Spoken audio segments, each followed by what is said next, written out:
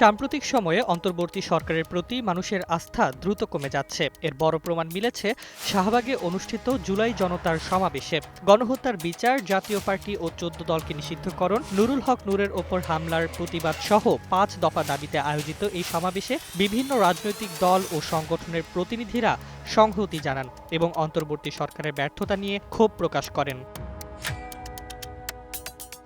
গণ অধিকার পরিষদের সাধারণ সম্পাদক রাশেদ খান অভিযোগ করেন, সরকারের প্রতি যে প্রত্যাশা ছিল তার অল্পই পূরণ হয়েছে।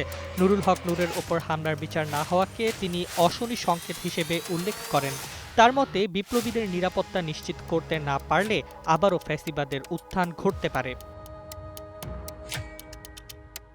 শহীদ সাজ্জাদ হোসেন সজলের মা শাহিনা বেগম অভিযোগ করেন, সরকার শহীদ পরিবারের পুনর্বাসন ও বিচারের ক্ষেত্রে গাফিলতি করেছে। তার দাবি, জুলাই শহীদদের প্রতি উদাসীনতার দায় নিয়ে এই সরকারের পদত্যাগ করা উচিত। জুলাই মঞ্চের আহ্বায়ক আরিফুল ইসলাম তালুকদার আরও তীব্র ভাষায় সমালোচনা করে বলেন, এটি বিপ্লবের ওপর সবচেয়ে বড় প্রতারণা। তার অভিযোগ, যারা দুঃশাসনের বিরুদ্ধে ন্যূনতম ভূমিকা রাখেনি তাদের উপদেষ্টা বানিয়ে বিপ্লবীদের রাষ্ট্র পরিচালনা থেকে দূরে রাখা হয়েছে। এছাড়া মঞ্চের মুখপাত্র সাকিব হোসাইন জাতীয় পার্টি ও ১৪ দলকে দেশদ্রোহী আখ্যা দিয়ে তাদের নিষিদ্ধ না করাকে সরকারের দুর্বলতা হিসেবে উল্লেখ করেন।